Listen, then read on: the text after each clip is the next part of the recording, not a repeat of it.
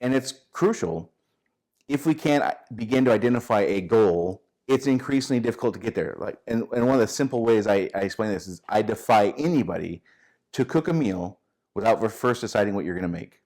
It's not possible. You can't just go in the pantry and the refrigerator and randomly start pulling things out and expect to have a decent meal.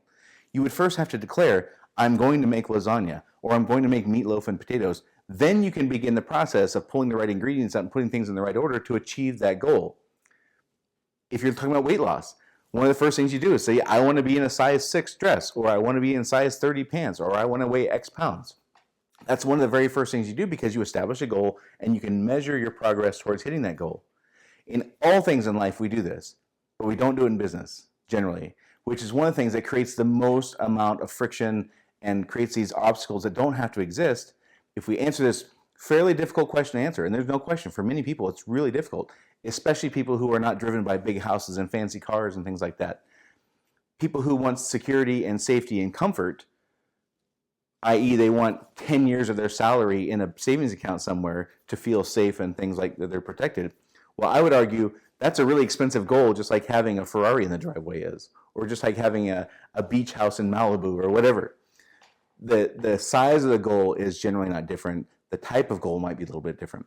And so for people who are driven by cars and toys and houses and things like that, this is generally easier. For people who are not driven by those things but are driven by comfort and security, it may be harder. In all cases, though, knowing what I want my life to look like, knowing what I'm trying to build towards, makes everything easier. And this is one of the very first things that we start to do, if not the first thing we start to do when we start working together, is developing this idea. What are you trying to accomplish in your life? What will tell you on your deathbed when you're 87 years old that you did it?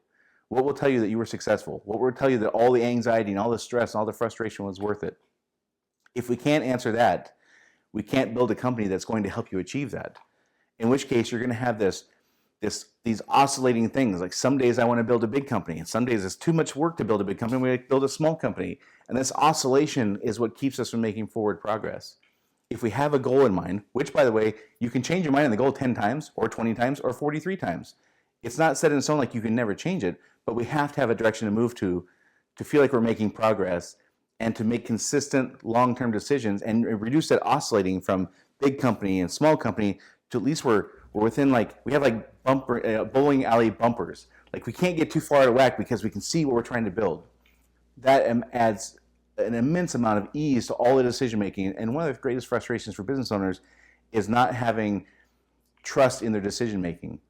Like, am I doing the right thing or not? Is one of the questions we probably ask ourselves multiple times a day.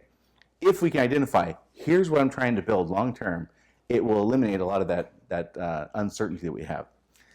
The second piece of that would be trying to figure out, what's my company going to look like in 5 years, 10 years, or at retirement?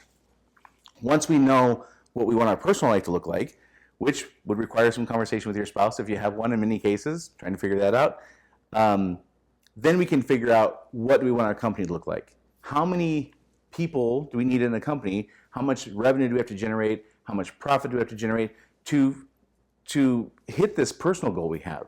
Do we need to earn $73,000 a year, or do we need to earn $473,000 a year? Those are very different companies. And once we identify what we're aiming for, again, everything gets easier. But we have this kind of, generally speaking, we have this kind of backwards approaches. We'll figure it out as we get there. But there's nothing else in life we treat like that. You don't do anything else in life you take seriously with, we'll figure it out when we get there. Things you do like that are like a Sunday drive. Like, we're just going to go out and kill time. The goal is just to kill time and just to relax. I'm going to go swimming at the beach for a while. Those are the kinds of things we do without a specific goal in mind. And it's all about leisure and relaxation. Well, that's not what business is about. If you want to accomplish something, you first must declare what it is you want to accomplish if you want to greatly increase the odds that you're going to do that. So, first question would be, in my book, 10 questions you can answer to make your life easier. What do I want my life to look like? And the second question would be, what am I trying to build? What do I want my business to look like in that same time period?